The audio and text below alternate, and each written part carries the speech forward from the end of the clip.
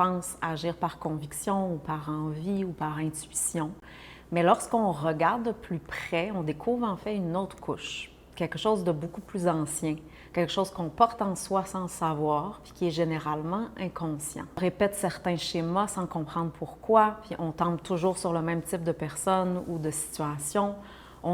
Qu'est-ce qui fait qu'on sabote souvent ce qui nous tient à cœur, qu'on se limite, qu'on se censure ou se suradapte?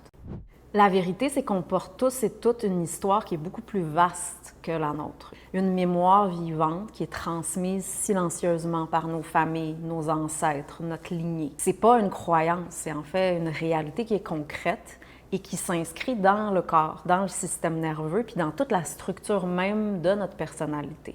Une réalité qu'on va sentir ou qu'on va interpréter souvent maladroitement ou trop hâtivement, mais qui influence nos choix les plus intimes. Il y a des non-dits, il y a des blessures réprimées, il y a des peurs héritées, mais il y a aussi des forces puis des pouvoirs inconscients puis des énergies de survie subtiles et précises. Il y a ce qu'on n'a jamais osé nommer dans les générations précédentes puis qui se rejoue à travers nous.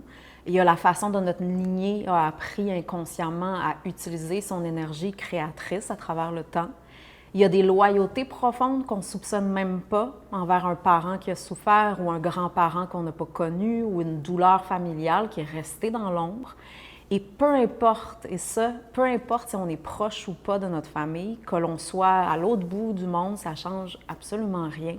Parce que notre corps porte ce bagage-là. Il est fait, en fait, de ce bagage-là, qu'on le veuille ou pas, ou qu'on croit que c'est mieux chez le voisin ou pas. Ce bagage-là, avec tout ce qui comporte autant de merde que de dons, est à présent notre opportunité. Il y a aussi des dons, puis il y a des élans, puis il y a des forces profondes, puis il y a des désirs non réalisés que nos ancêtres n'ont pas pu vivre, mais qui cherchent encore à s'incarner à travers nous. Et pour que ces élans-là deviennent créateurs et non destructeurs, il faut d'abord faire le tri, traverser, puis digérer, puis mettre de l'ordre, puis devenir conscient de ce qui vit en soi, puis pourquoi.